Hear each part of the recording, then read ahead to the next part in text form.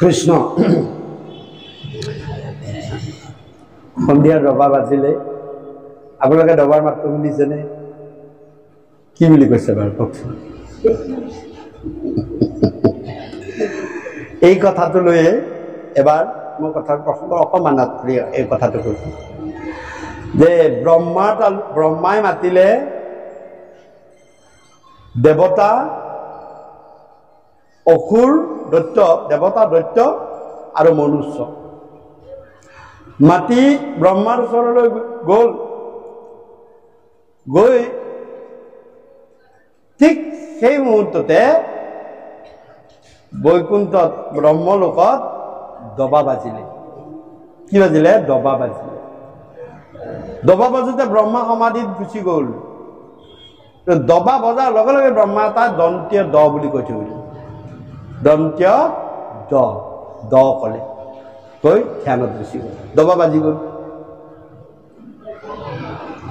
তাৰ পৰা দেৱতাসকল গুচি আহিল। ব্ৰহ্মা সমাধিত গ'লে বহু বছৰ গুচি যায়, মানে সেই নাই। কিছু সমাধি যেতিয়া ভংগ হ'ল, ব্ৰহ্মাই দেখিলে সকলো গুচি গ'ল, আকৌ মাতিলে। মাতি প্ৰথমতে দেৱতাসকলক সুধিলে যে তোমালোকে আগৰবাৰ আহিছিলা বোলে? হয়। কি শুনিলা, কি জানিলা, কি দেখিলা? বোলে দন্তীয় দ বুলি ক'লে। বোলে দন্তীয় দৰ অৰ্থটোনো কি লৈছা? তেতিয়া দেৱতাসকলে ক'লে যে আমাক দান কৰিব কৈছে, আমি সেইকাৰণে দানকে কৰি থাকো। দন্তীয় অৰ্থে দানম দত্তম। কোনে ক'লে? দেৱতা। সেইকাৰণে দেৱতাসকলে আমাক সদায় দানকে দি থাকে। বৰুণ দেৱে পানী দান দিয়ে, সূৰ্যই পোহৰ দান দিয়ে, আমাৰ পৰা একো নামাগে। দানৰ বিনিময়ত কোনেও বস্তু একো নামাগে। মাগে জানো? আজিকালি মাগা হৈছে, 1 লাখ টকা দিম, মোক চকীখন লাগিব কিন্তু। হয় না? এইটো দান নকয়। দেৱতাই দান দিয়ে। গছজোপা এটা অধিদৈৱিক বস্তু, তেওঁ দান দিয়ে, তেওঁ নামাগে। ইচ্ছা হলে তুমি পানী দিলেও তোমাক দিব, নিদিলেও দিব। সূৰ্যক তুমি নমস্কাৰ কৰিলেও পোহৰ দিব, নকৰিলেও দিব। বৰুণে পানী দিব, হয়নে নহয়? কি বুলি ক'লে? দান।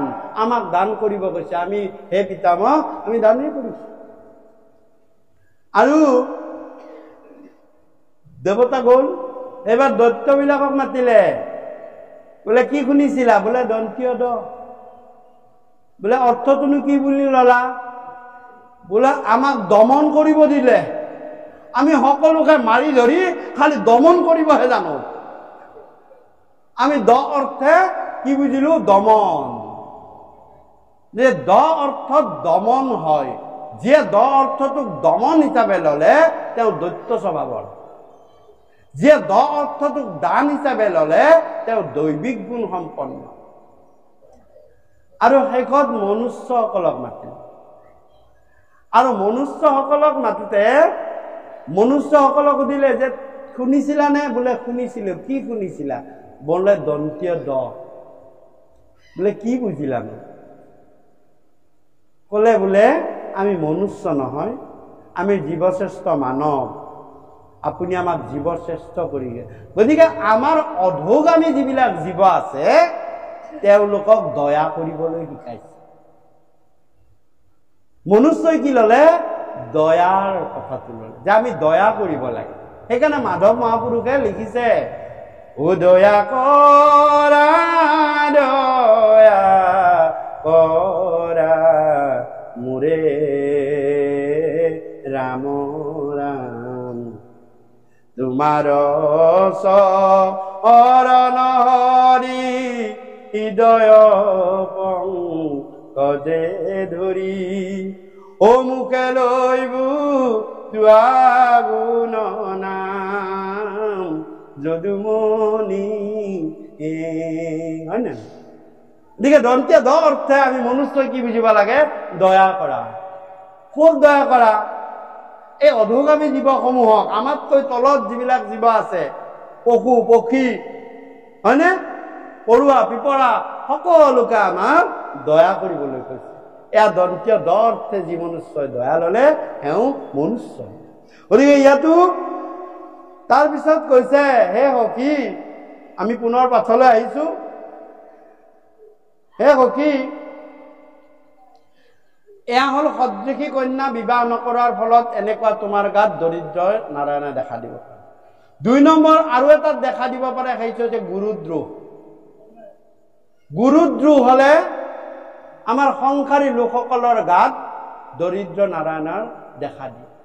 ভগৱন্ত পুৰুষে সেইকাৰণে তাৰ পিছত নিজৰ সখা বিপ্ৰ দামোদৰক গুৰু চিনাই দিছে। কি বুলি চিনাই দিছে? হে হৰি ৰাম,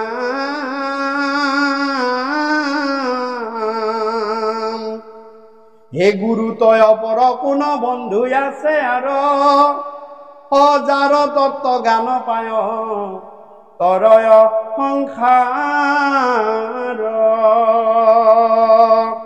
3 জন মহাগুৰু সংসাৰী লোকৰ জানা জ্ঞান দাতা গুৰু অতি শ্ৰেষ্ঠতৰ। যে সখী, 2 নম্বৰ কাৰণটো হ'ল গুৰুদ্ৰোহ। আমি গুৰুদ্ৰোহী হলে আমাৰ গাত এই সংসাৰ বিমুখ চিনবিলাক আমাৰ গাত দেখা দিয়ে। গুৰুদ্ৰোহী হলে অকল মনুষ্যৰে নহয়, ইন্দ্ৰও যেতিয়া বৃহস্পতি গুৰু দ্ৰোহ কৰিছিল, অপমান অৱমান কৰিছিল, স্বয়ং স্বৰ্গৰ দেৱৰাজ ইন্দ্ৰৰ গাতো কি হৈছিল? যে লক্ষ্মীহীনা হৈ গৈছিল। ইমান সুন্দৰ ইন্দ্ৰ, দাড়ি চুলিয়ে ভৱকাৰ, থাকিবলৈ স্বৰ্গত স্থান নাই, হাবি বননীয়ে ঘূৰি ফুৰিবলগীয়া হৈছিল। আৰু সেই সুযোগতেই গুৰুহীন হোৱাৰ সুযোগতেই গোটেই স্বৰ্গখন বলিয়ে লৈ লৈছিল। চাওক, স্বয়ং ইন্দ্ৰৰ গুৰুদ্ৰোহী হৈছিল। প্ৰথম গুৰুদ্ৰোহ কৰিলে, পিছত গুৰু বধ কৰিলে। নান কবচ সেইকাৰণে দিলে, নান কবচ দিয়াজনক ইন্দ্ৰই পিছত বধ কৰিলে। আৰু মনুষ্যৰো যেতিয়া গুৰুদ্ৰোহী হয়, হে সখা, সংসাৰী লোকসকলৰ গাত এনেকুৱা চিনবিলাক দেখা যায়। তুমি জানানে সংসাৰী লোকসকলৰ 3 জন গুৰু আছে? প্ৰথম গুৰু কোন? হে ৰাম, জাত হন্তে উপজয় ইটো সংসাৰত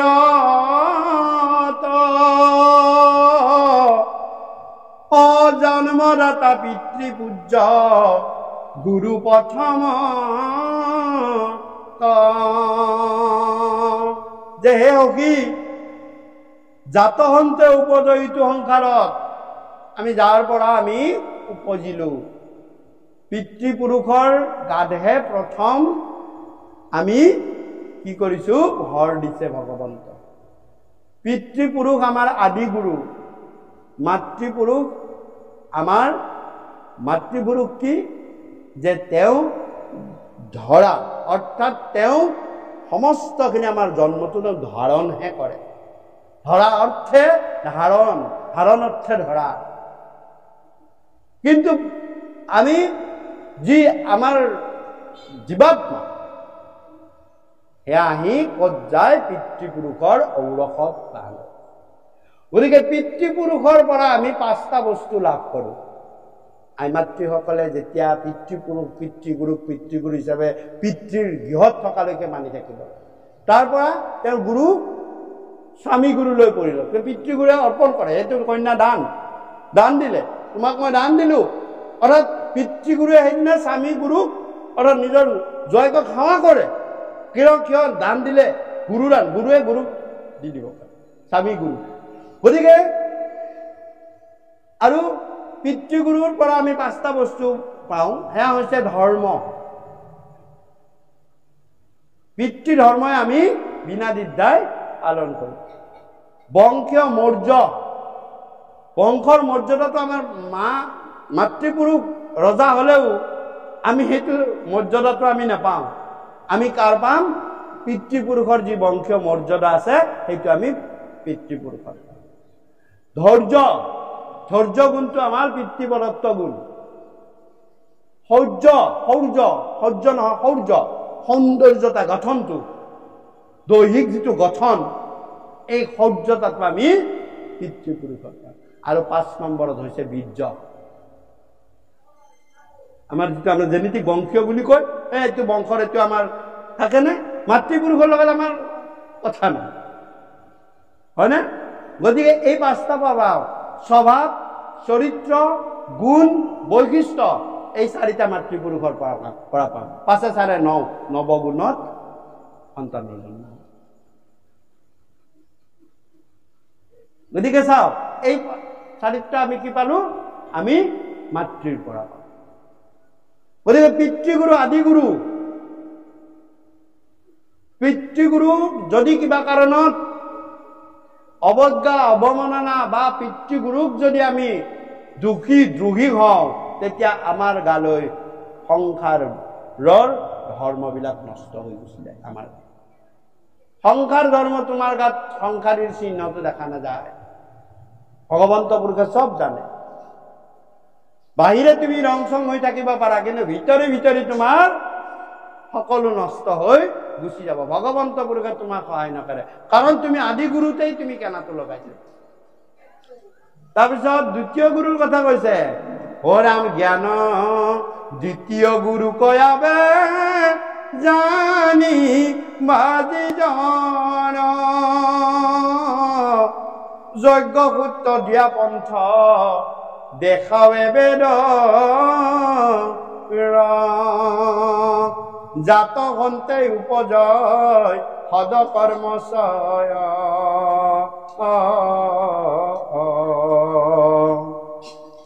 হে ৰাম নিষিদ্ধ কতেজি শুভ বুদ্ধিৰ উদয়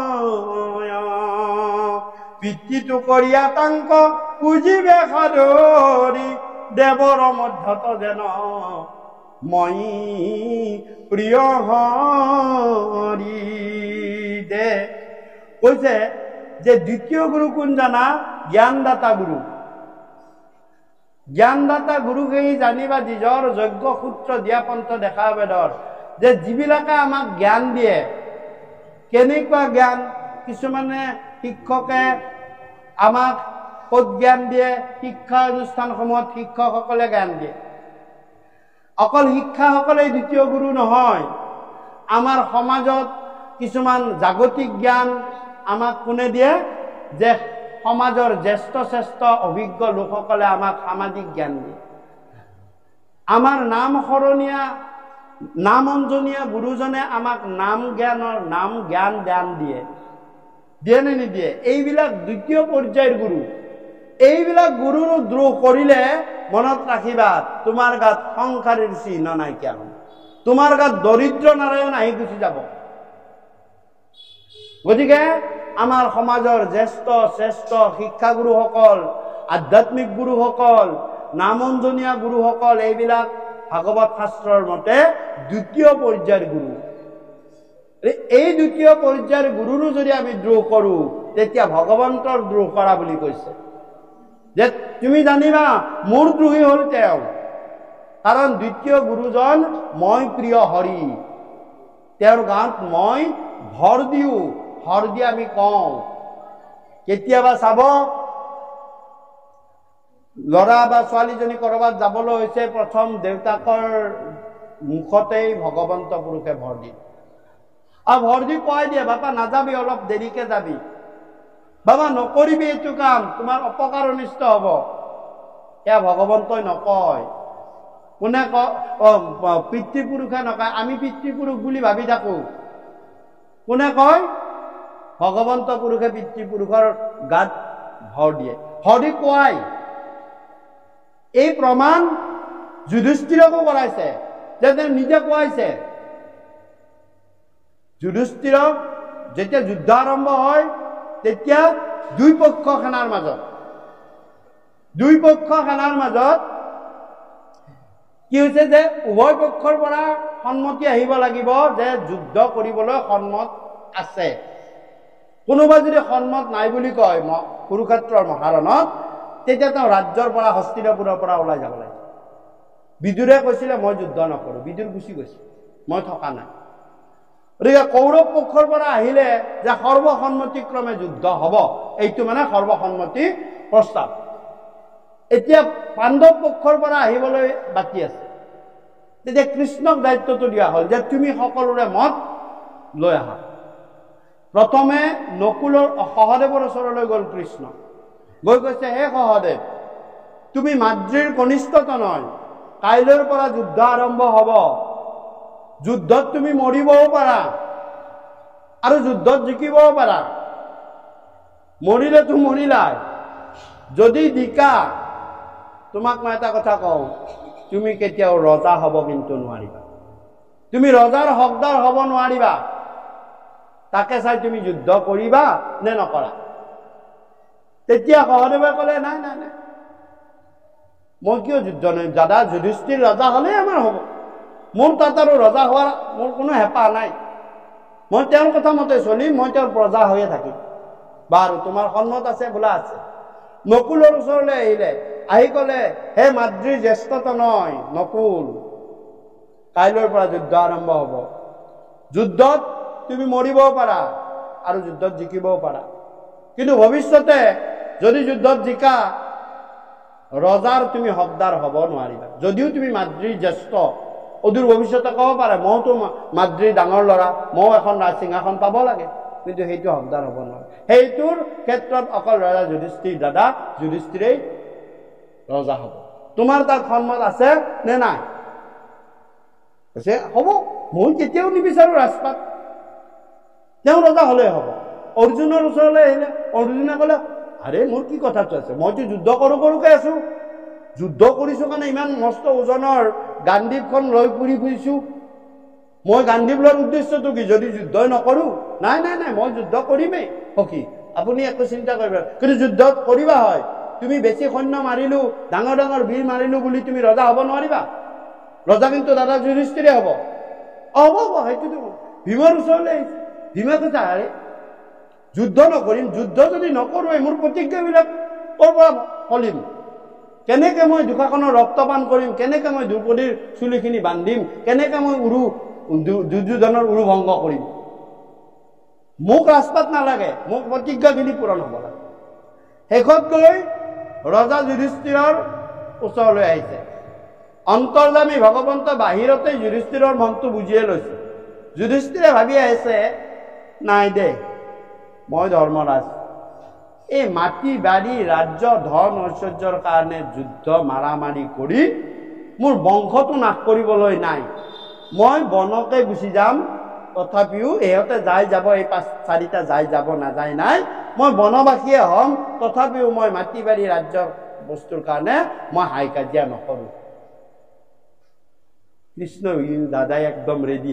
আৰু যুধিষ্ঠিৰে যদি কয় মই যুদ্ধই নকৰো, মোক নালাগে, যুদ্ধই সকলোতো যুধিষ্ঠিৰৰ ওপৰতে আছে। এই তেতিয়া ভগৱন্ত পুৰুষে কি কৰিলে, যুধিষ্ঠিৰৰ জিভাৰ আগত গৈ বাগদেৱীক কণ্ট্ৰোল কৰি ল'লে। সেয়া ভগৱন্তৰ কৃপা। মই ক'লো নহয়, ভগৱন্তৰ ইচ্ছা। ভগৱন্ত চবকে কণ্ট্ৰোল কৰিব পাৰে। বাগদেৱীক কণ্ট্ৰোল কৰি ল'লে আৰু ভগৱন্তৰ জিভাৰ আগত থিতাপি দিলে। থিতাপি দি যুধিষ্ঠিৰে কি ক'লে জানা, যে হে কৃষ্ণ, মই ধৰ্মৰাজ যুধিষ্ঠিৰ, অন্যায় অধৰ্ম অনীতিৰ বিৰুদ্ধে মই ধৰ্মৰাজ যুধিষ্ঠিৰে ঘোষণা কৰিছো, যুদ্ধ কৰিমেই কৰিমেই কৰিমেই। কোনে ক'লে? নামত যুধিষ্ঠিৰ, কোৱালে কৃষ্ণই। গতিকে এই যে আমাৰ পিতৃপুৰুষ মাতৃপুৰুষে বা সমাজৰ জ্যেষ্ঠ শ্ৰেষ্ঠজনে কেতিয়াবা তেওঁৰ তলৰ চামক কিছুমান ভাল ভাল উপদেশ দিয়ে, আমি ভাবো কি অমুকাই অমুকটোৰ কাৰণেহে কৈছে, তমুকাই তমুকটোৰ কাৰণেহে কৈছে, কিন্তু আচলতে সেইটো নহয়। ভগৱন্ত পুৰুষে জিভাত ভৰ দি, পিতৃপুৰুষৰ জিভাত ভৰ দি ক'বই ভাগৱতত যে গুৰুৰ মুখে মই দেখাওঁ উপদেশ, মই গুৰুৰ মুখেৰে উপদেশ দেখাওঁ, মই কাকো স্বয়ং থিয় হৈ গৈ এইটো কৰ এইটো নকৰিবি বুলি নকওঁ, গুৰুৰ দ্বাৰা কোৱাওঁ। আৰু সেই দ্বিতীয় গুৰু হৈছে সমাজৰ জ্যেষ্ঠজন, সমাজৰ শ্ৰেষ্ঠজন, শিক্ষক শিক্ষা গুৰুজন, নাম অঞ্জনীয়া গুৰুজন, আমাৰ বংশ পৰিয়ালত থকা জ্যেষ্ঠ শ্ৰেষ্ঠজন, তেওঁলোকক আমাক ভাল ভাল উপদেশ দিয়ে। সেইকাৰণে লিখিছে জাত হন্তে উপজয় সদকৰ্মচয়, যাৰ পৰা আমি সদবুদ্ধি ভাল বুদ্ধি পাওঁ। নিষিদ্ধক তেজি শুভ বুদ্ধিৰ উদয়, এইটো বেয়া বাপা নকৰিবা। কোনে ক'ব? জ্যেষ্ঠজনে কৰিব নিষিদ্ধ, সেইটো কৰিব নাপায় বুলি কয়। আজিকালি পাই দে, আজিকালি ক'বলৈ গ'লে কোনে ক'ব আজিকালি পাই দে। কিয়?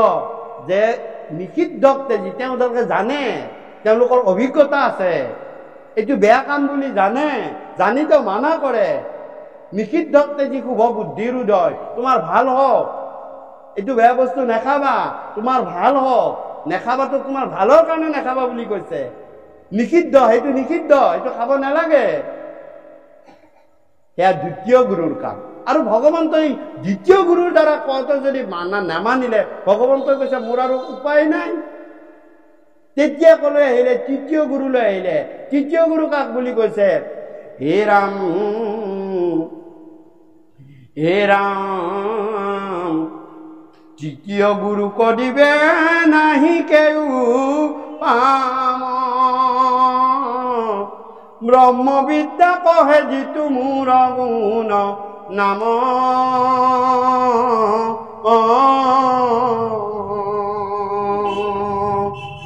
সবাতোই অধিকতাংক কৰিবে সেৱন, সাক্ষাতে জানিবা ইটো মই নাৰায়ণ। হে সখী, ৩ নম্বৰ গুৰু এটা আছে। তেওঁ কোন জানানে? যে ব্ৰহ্মবিদ্যা কহে যিটো মোৰ গুণ নাম, যে পৰম ব্ৰহ্ম পোৱাৰ যিটো বিদ্যা, যিটো জ্ঞান, যিটো পদ্ধতি, সেয়া মোৰ গুণ নাম। অৰ্থাৎ কৃষ্ণই কৈছে মোৰ গুণ নামেই হয়। এই কথা যিয়ে প্ৰচাৰ প্ৰসাৰ কৰি ফুৰিব, তেওঁ তৃতীয় গুৰু। এতিয়া কথা হ'ল, এই কথা আমাক কোনে জনালে, কোনে ক'লে, কোনে লিখিলে বাৰু কওকচোন? আমি ক'ৰ পৰা জানিম? আৰু কৃষ্ণই কৈছে তেওঁ তৃতীয় গুৰু, আৰু তৃতীয় গুৰুৰ ইংগিতটো মাধৱ মহাপুৰুষে দি থৈ দিছে।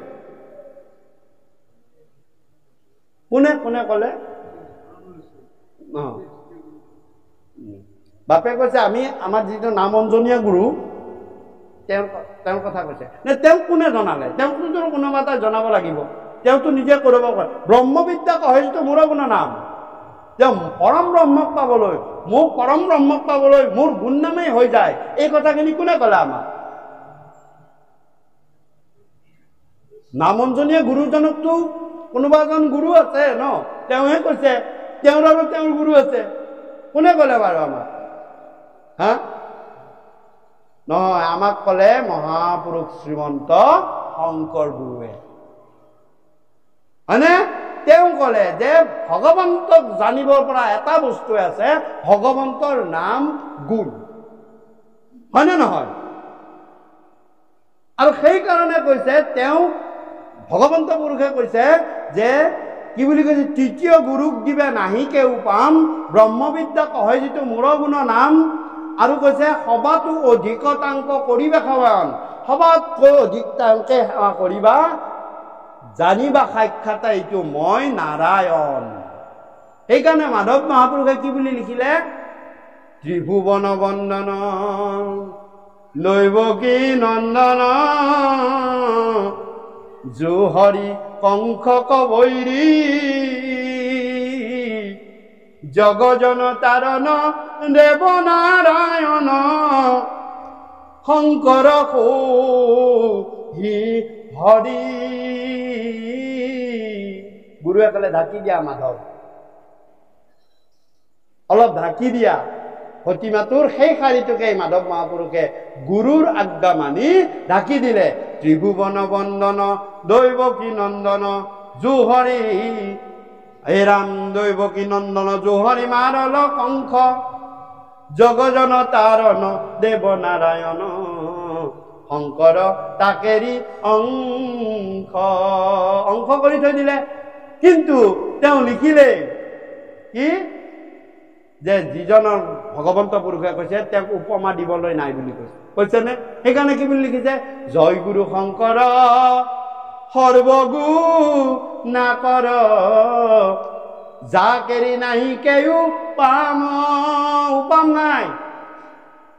কৃষ্ণও কৈছে তেওঁক উপমা দিবলৈ একো নাই, মই সাক্ষাৎ নাৰায়ণ। তেওঁ আমাক কলে মহাপুৰুষ গুৰু শ্ৰীমন্ত শংকৰ, এয়া আমাৰ তৃতীয় গুৰু। দ্বিতীয় গুৰুত বাকীখিনি পৰে, প্ৰথম গুৰু আদ্য গুৰু পিতৃ।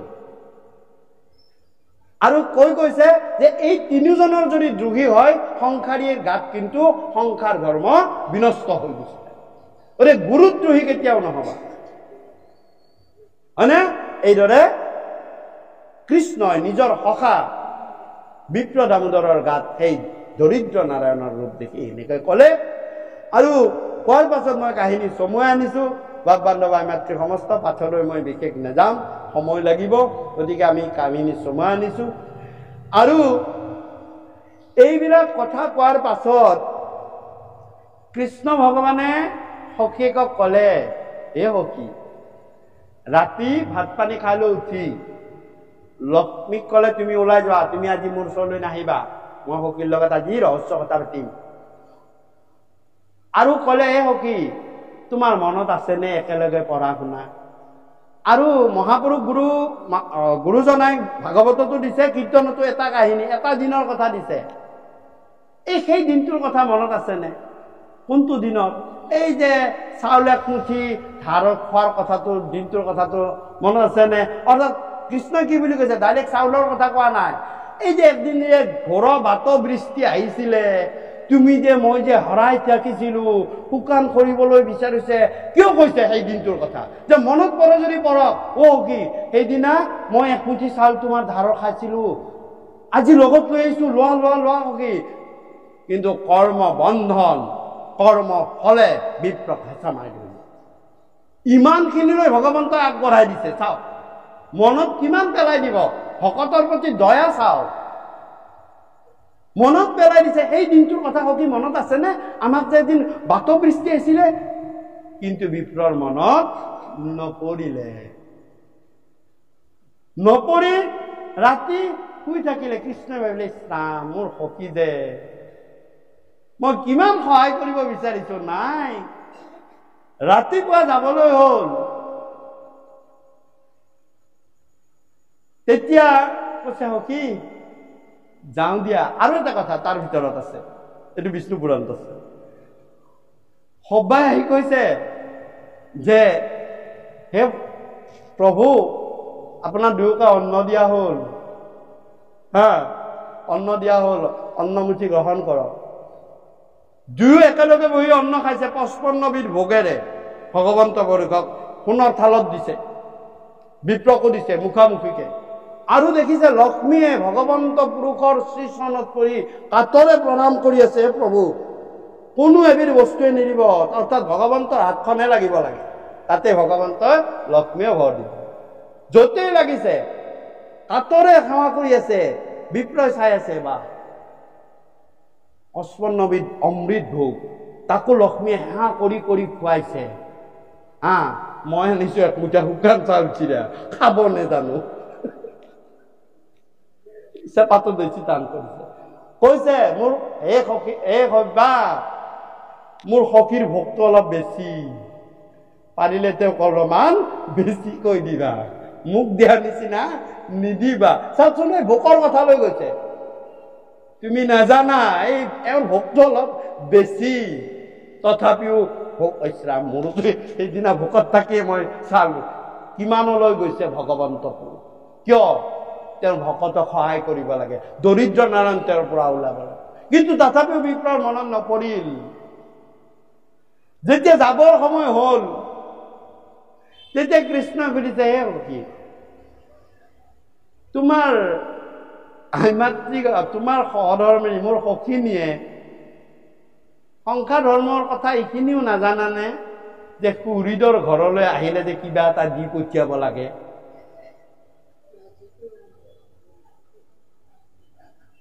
এইটোতো জানিব লাগে। তিন ঠাইলৈ গলে সদায় খালী হাতে নাযাব লাগে। গুৰুৰ গৃহ, বাৰু মোৰতো গুৰুৰ গৃহ নহয়, বাৰু পৰম গুৰুৰে গৃহ। 2 নম্বৰ সৎসংগ, সাধু সংগ, নামঘৰ, সত্ৰ আদিত। আৰু 3 নম্বৰ হৈছে মিত্ৰৰ গৃহ, তেওঁ তুমিতো মিত্ৰৰ গৃহ আহিছা, কিবা নহয় কিবা এটাতো নিশ্চয় দি পঠাইছে হবলা। বিপ্ৰই ভাবিছে ৰাতি 55 বিধিৰে খালো সোণৰ থালত, মোৰ এই শুকান চাউল চিৰা মুঠি পানীৰ টোপলত বান্ধি আনিছো, ভগৱন্ত পুৰুষক কেনেকে দিওঁ, চেপাটো বেছিকে টান মাৰি ধৰিছে। আৰু একো নেদু দিওঁ বুলি নকয় আৰু মই যাওঁ দিয়া সখী এই বুলি আগবাঢ়িছিলে। ভগৱন্ত পুৰুষে পিছফালৰ পৰা দেখিলে, ভগৱন্ত পুৰুষে সেই বস্তুটোৱেই কাঢ়ি লৈ গুচি গ'ল। অৰ্থাৎ ভগৱন্তৰ কাৰণে ভক্তি ভাৱেৰে অৰ্পণ কৰা দ্ৰব্য ভগৱন্তই কাঢ়ি হলেও লৈ আহিব, কাঢ়ি হলেও লৈ আহিব। শ্যামন্তমণি কাঢ়ি লৈ আহিছে, ভগৱানত অৰ্পণ কৰিব। যেতিয়া ভগৱান ৰবা তোমাৰ কাকলিটিৰ তলতে ডুবি আছে, থাপ মাৰি লৈ গুচি আহি খুলি চালে, চাওক তেতিয়া ভগৱন্ত পুৰুষে দুটা গাঁঠি পাইছে। সেইকাৰণে ভকত গাঁঠিত দুটা থাকে। আপোনালোকে জানেনে, আপাৰ আছামৰ ফালে মই আছিলো নহয়, তাত মই সাধু সংঘ সৎসংগত গৈছো। ভকত গাঁঠি কাক কয়? দুটা থাকিব, প্ৰথম এটা তাৰপিছত এটা। কৃষ্ণই সেইদিনা চাইছে, প্ৰথম এটা গাঁঠি খুলি দিলে, এইটোতো প্ৰেম আৰু ভক্তিৰে মাৰা গাঁঠি। কি প্ৰেম আৰু ভক্তিৰে? কোনে মাৰিছিলে? এইটো মোৰ সখীয়ে মাৰিছে, বিপ্ৰ দামোদৰে। পিছত চাইছে আৰু এটা গাঁঠি, এইটো আশাৰ গাঁঠি দেখোন। কোনে মাৰিছিলে? বিপ্ৰ পত্নীয়ে। দুটা গাঁঠি থাকে। কিয়? প্ৰথমটো ওপৰৰ পৰা প্ৰথমটো বা প্ৰথমতেতো 2 নম্বৰটো দিব, প্ৰথম এটা দিলে কোনে দিয়ে? বিপ্ৰ পত্নীয়ে ঘৰতে দিছে। কি বুলি দিছে? যে কৃষ্ণলৈ কিবা অলপ দি পঠিয়াও, কৃষ্ণই নিশ্চয় আমাক কিবা এটা দিব। এইটো আশা। এইটো কাৰ আশাৰ গাঁঠি? কৃষ্ণৰ বিপ্ৰ পত্নী সুশীলাৰ আশা। এইটো আশাৰ গাঁঠি, প্ৰথম গাঁঠি এটা মাৰে। গতিকে বাপসকলেও নামঘৰত প্ৰথম গাঁঠি এটা মাৰে, আশা। এইকেইটা লৈ যাওঁ নাতি নাতিনীকেইটা আছে নহয়, খাব, হয়নে? প্ৰথম গাঁঠি। কিন্তু প্ৰথম গাঁঠিটোতে নিনিব, আৰু এটা গাঁঠি দিব দিছে। সেইটো বিপ্ৰই ৰাস্তাত দিছে। সেইটো প্ৰেম আৰু ভক্তিৰে, ইছৰাম মোৰ বন্ধুৰ কাৰণে লৈ যাম, কৃষ্ণৰ কাৰণে, সখাৰ কাৰণে লৈ যাম। কৰবাত যদি পৰে, ইয়াক বৰ আলফুলকে নিব লাগিব। কৰবাত যদি পৰিচৰি নষ্ট হৈ যায়, মই কি দিম কিবা বিচাৰিলে? 2 নম্বৰ গাঁঠি এটা মাৰি দিছে ৰাস্তাত। সেইটো প্ৰেম আৰু ভক্তি।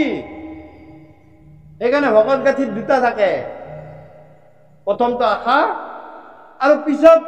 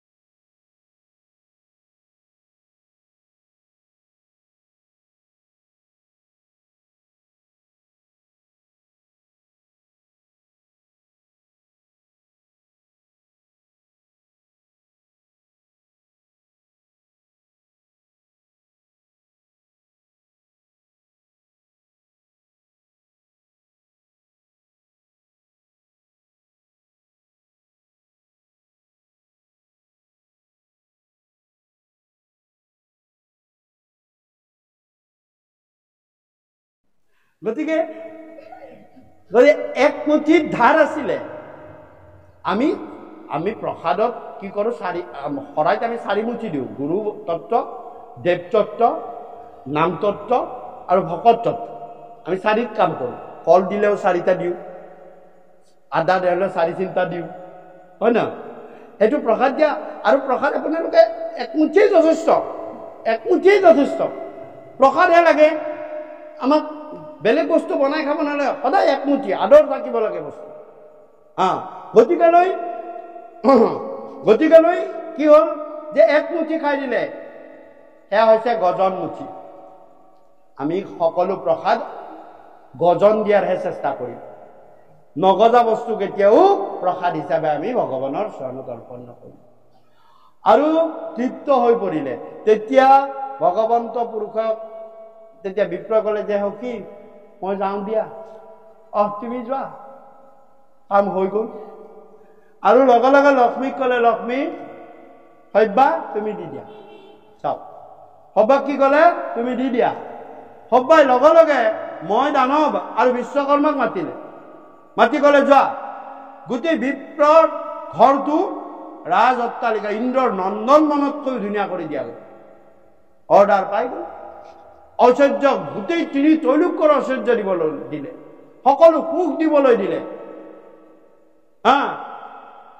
আহি গ'ল মই আৰু বিশ্বকৰ্মা, দুৱাৰ মুখতেই ৰখি আছে স্বামী আহিব বুলি সুখিলাই। দুৱাৰ মুখতে সুখিলাক লগ পালে, বোলে আমাক সোমাবলৈ দিয়ক। বোলে কোন তোমালোক? বোলে মই বিশ্বকৰ্মা আৰু মই জানো, দুইটাই মানে ঘৰটো বনাম। বোলে কি কৰা? বোলে তোমালোকৰ ঘৰটো আমি এতিয়া স্বৰ্গৰ নন্দন বনতকৈ, ইন্দ্ৰৰ স্বৰ্গপুৰীতকৈ সুন্দৰ বনাই দিম।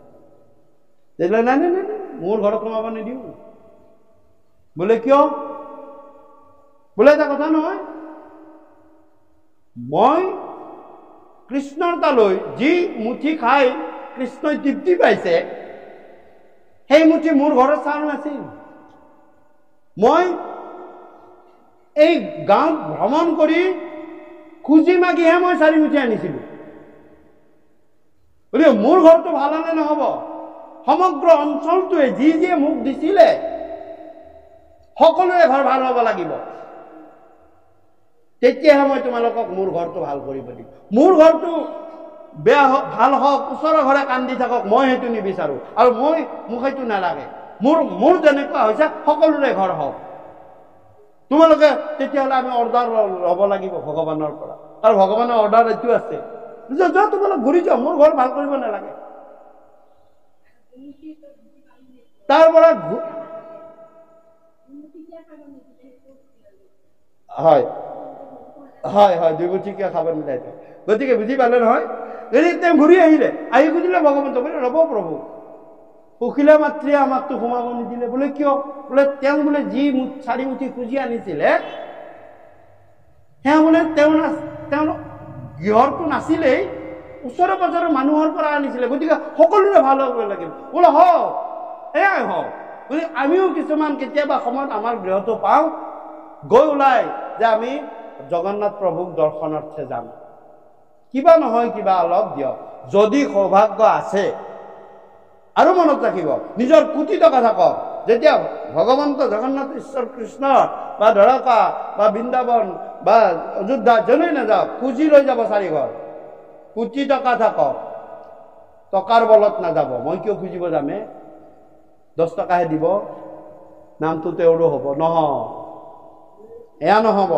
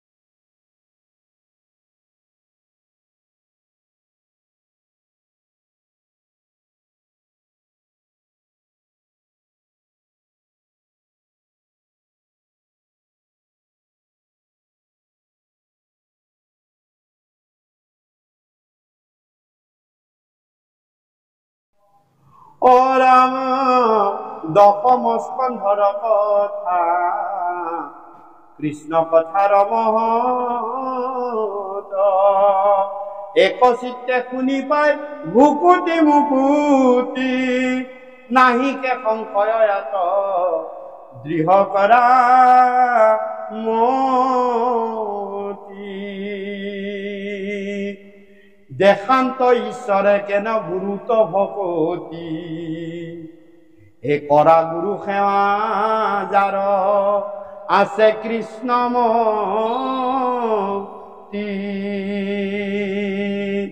মোৰ কৃপালু গুৰুৱে কৈছে যে ভগৱন্ত স্বয়ং ঈশ্বৰ কৃষ্ণই গুৰু সেৱা কি বস্তু তাক নিজে কৰি দেখাইছে গতিকে যিসকলে কৃষ্ণত মতি আছে যিসকলে কৃষ্ণৰ কৃপাৰ পাত্ৰ হ'ব বিচাৰে তেওঁ প্ৰথমতে গুৰু সেৱা কৰে গতিকে আমিও প্ৰতিজন শৰণীয়া সাংসাৰিক গৃহস্থধৰ্মী লোকসকলে প্ৰতিদিনেই গৃহস্থত অন্য কিবা কৰোঁ নকৰোঁ কিন্তু নাম সেৱা আৰু গুৰু সেৱা সদায় কৰিব লাগে তাৰ কাৰণে কোনো ধৰণৰ ব্যয়বহুল্য বস্তুৰ কোনো প্ৰয়োজন নাই খালি শুদ্ধ মনে শুদ্ধ চিত্তে পুথিৰ তলত হ'লেও গুৰু সেৱা নাম সেৱাখিনি কৰাটো আমাৰ গৃহস্থখনৰ মংগলৰ কাৰণে হে ৰাম বাসুদেৱ অংশ আছে যাৰ শৰীৰত কিসে প্ৰকাশ হয় ঈশ্বৰ গুণ যে যাৰ শৰীৰৰ বাসুদেৱ ঈশ্বৰ কৃষ্ণৰ অংশ বিশেষ আছে মহাত্ম গুণ তত্ত্বৰ মহিমা কিঞ্চিত হলেও আছে সেয়েহে কৃষ্ণ গুণ প্ৰচাৰ প্ৰসাৰ কৰিব শক্তি সমৰ্থ হয় তেওঁহে কৃষ্ণক দেখাব পাৰে অৰ্থাৎ ভগৱান আমাক কৃপালু গুৰুৱে দেখাই দিছে তেওঁৰ গাত কৃষ্ণ অংশ বাসুদেৱৰ অংশ আছে তেওঁহে প্ৰকাশ প্ৰচাৰ কৰিব পাৰে যাৰ গাত কৃষ্ণ গুণৰ অংশ থাকে অ ৰাম সূৰ্য ৰেখে তেজে চক্ষু দেখয় সূৰ্য সেই মতে কৃষ্ণ তেজে দেখাৱে কৃষ্ণ আমি এতিয়া সূৰ্যটো দেখিম নে নেদেখো কিয় আমি এতিয়া কিয় নেদেখো কওকচোন হা ভাগৱত শাস্ত্ৰই কৈছে যে আমি সূৰ্যটো এতিয়া কিয় নেদেখো যে সূৰ্যৰ পৰা ৰশ্মি আহি আমাৰ চকুত পৰা নাই সূৰ্যৰ পৰা ৰশ্মি আহি যেতিয়া আমাৰ চকুত পৰিব আমি সূৰ্যটো দেখা পাম হয় না নহয় দিনত আহি পৰে বস্তুত পৰি আমাৰ ইয়াত পৰে বস্তুটো দেখা পাওঁ সূৰ্যৰ ৰশ্মি আহি এইটো বস্তুত পৰিলে লাইটটোৰ পৰাৰ পৰা এই বস্তুত পৰিছে পৰি আহি আমাৰ চকুলৈ আহিছে আহা কাৰণে আমি বস্তুটো দেখা পাইছো লাইটটো নমাই দিয়কচোন বস্তুটো থাকিলেও আমি দেখা নাপাম সূৰ্য ৰেখে তেজে কৃষ্ণক দেখাৱে কৃষ্ণ সূৰ্য ৰেখে তেজে দেখাৱে সূৰ্য ঠিক তেনেদৰে কৃষ্ণ তেজ গাত থাকিলে তেওঁ কৃষ্ণক দেখাব পাৰে যদি যাৰ গাত কৃষ্ণ তেজ নাই তেওঁ কৃষ্ণক দেখাব নোৱাৰে তেওঁ বেলেগ আন কিবা কিবি কব কিন্তু কৃষ্ণক দেখাব নোৱাৰে আমাৰ কৃপালু গুৰুৰ গাত কৃষ্ণ তেজ আছিলে কৃপালু গুৰু দুজনৰ গাত কৃষ্ণ তেজ আছিলে আটাপুৰুষসকলৰ গাত কৃষ্ণ তেজ আছিলে সেইকাৰণে তেওঁলোকে আমাক কৃষ্ণক দেখাই দিব পাৰিছে হে হৰি নাম এতে কেজি কৰে কৃষ্ণ দেৱ কবিদিত হতাংক নৰ বুদ্ধি নকো ৰিবা কদাচিত গতিকে যিসকলে কৃষ্ণদেৱক বিদিত কৰে প্ৰকাশ কৰে তেওঁক সাধাৰণ নৰ বুলি নেভাবিবা মোৰ কৃপালু গুৰুজনা মাধৱ মহাপুৰুষ আটাপুৰুষসকল মহামহাপুৰুষসকল আমাৰ নিচিনাই জন্ম পাইছে আমি যেনেকৈ সাধাৰণ মনুষ্য হিচাপে জন্ম পাইছো তেওঁলোকো জন্ম পাইছে কিন্তু আমি তেওঁলোকক সাধাৰণ নৰ বুলি নেভাবো বা ভাবিব নাপায় ভাগৱত শাস্ত্ৰই কৈছে কি বুলি কৈছে যে এতেকে যি কৰে কৃষ্ণ দেৱক বিদিত তাংক নৰ বুদ্ধি নকৰিবা কদাচিত তেওঁ সাধাৰণ নৰ বুলি নাভাবিবা শংকৰদেৱ আমাৰ নিচিনা জন্ম পাইছে, আমি আৰু তেওঁ কি বেলেগ বুলি ভাবিম? আমাৰো দুখন হাত আছে, তেওঁৰো দুখন হাত আছে, আমাৰো এখন মুখ আছে, তেওঁৰো এখন মুখ আছে, তেওঁ বিয়া বাৰু পাতিছে, ল'ৰা ছোৱালী জন্ম দিছে, আমিও দিছো, এই বুলি ভাবা তেওঁ সাধাৰণ নৰ নহয়। কাৰণ তেওঁ কৃষ্ণদেৱক বিদিত কৰিব পাৰিছে, আমি পাৰিছো নেকি? আমি নোৱাৰিছো, হয়নে? তাকে কৈছে যে তেওঁক কেতিয়াবা সাধাৰণ নৰ বুলি নাভাবিবা, তেওঁক কি বুলি সম্বোধন কৰিবা? ও কৃষ্ণ বুলি তাংকেহে কৰিবে সত আৰ, ও তেবে পাই কৃষ্ণ কথা অমৃত ভাণ্ডাৰ। গতিকে আমাক কি কৈছে যে কৃষ্ণ বুলি তেওঁক মানে সন্মান কৰিব দিছে, দেখাৰ লগে লগে কৃষ্ণ বুলি প্ৰণাম। আমি সত্ৰৰ সত্ৰাধিকাৰসকলক, বাপ বান্ধৱসকলক, হয়নে, সাধু সন্ত মহন্তসকলক দেখাৰ লগে লগে কৃষ্ণ বুলি কওঁ। কিয়? যে তেওঁক সৎকাৰ কৰিব দিছে, কাৰণ তেওঁ কৃষ্ণদেৱক বিদিত কৰিছে। মোৰ মহাপুৰুষ গুৰু দুজনৰ ফটো এখন দেখিলে বা কিবা চিনবস্তু এটা দেখিলে আমি কৃষ্ণ বুলি সেৱা কৰো। কিয়? তেওঁ কৃষ্ণক বিদিত কৰিছে, তেওঁৰ গাত কৃষ্ণৰ অংশ আছে, হয়নে? গতিকে কৈছে হে ৰাম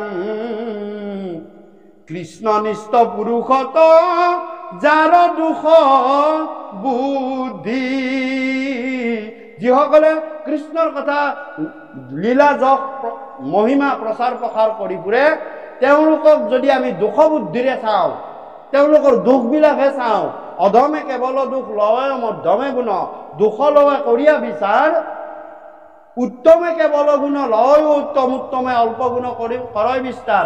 আমি অধমৰ নিচিনা দুখবিলাকেই চাওঁ, তেতিয়া মনত ৰাখিবা তুমি মাধৱৰো দ্ৰোহী হৈ গলা।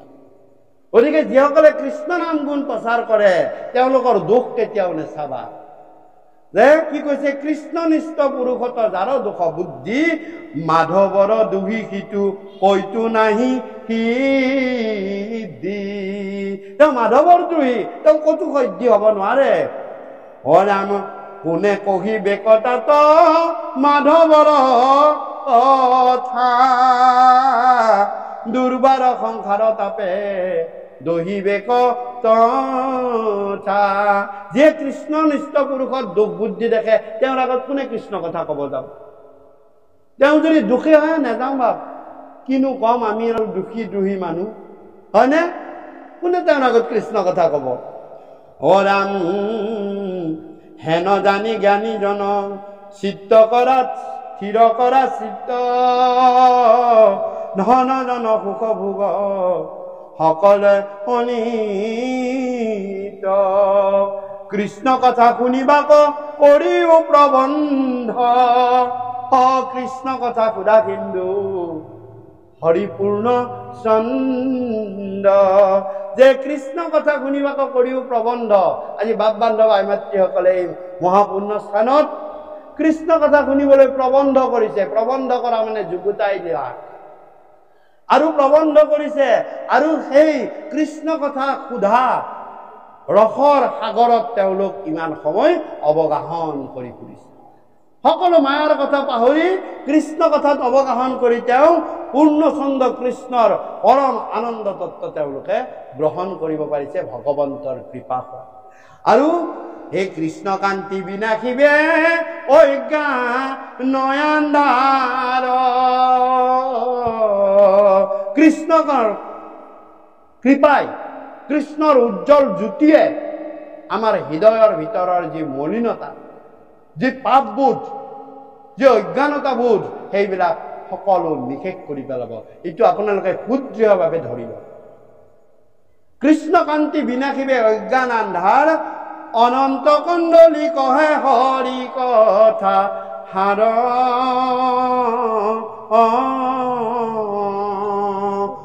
শুনায় বিশ্ৰাম মাধৱৰ গুণনাম,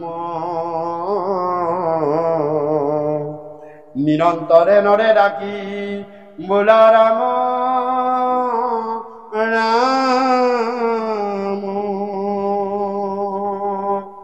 হে ৰাম শুনায় বিশ্ৰাম মাধৱৰ গুণ নাম,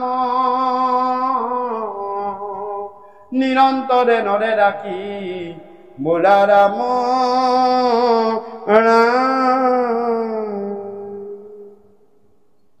কৃষ্ণৰ চৰিত পৰময় অমৃত আতপৰে নাহি আন কোটি কোটি যজ্ঞ জপ তীৰ্থ দান ৰেণু কোনোহে সমান কৃষ্ণ গুণ নাম ধৰ্ম অনুপম আকসাৰ কৰি ধৰা আন দেৱ ধৰ্ম দূৰতে তেজিয়া কৃষ্ণত ভকতি কৰা উহি তত্ত্ব জানি চিন্তা চক্ৰ পানি অনাদৰিয়ান কাম কৃষ্ণৰ কিংকৰে ৰচিলা শংকৰে ডাকি বোলা ৰাম ৰাম কৃষ্ণৰ কিংকৰে ৰচিলা শংকৰে ডাকি বোলা ৰাম ৰাম